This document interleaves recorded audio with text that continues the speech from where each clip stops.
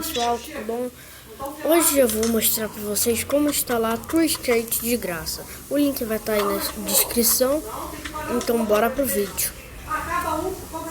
Ó, primeiro se tu tiver o episódio, você vem, mas se tu não tiver, tu vai aí no link e instala, que vai ter.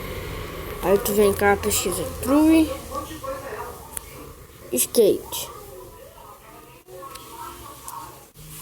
Espero aqui carregar. Aí vocês vêm aqui, TrueSkate. Aí vocês instalam, né? Que é só você ir lá, clicar em instalar, espera instalar, aí vai aparecer aqui em cima.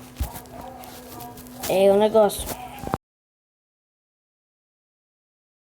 Skate.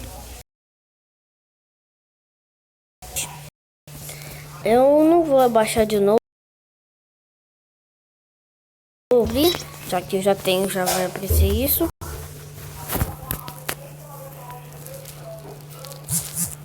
Aí vocês vão jogando. Sempre fica aparecendo os negócios aí. Ó, aí vocês vão jogando. Tutorial bem fácil. Então, se vocês quiserem instalar, pode instalar, ué. Mas se vocês não quiserem, né? Se vocês já têm um pago, vocês não instalam, tá? Tchau!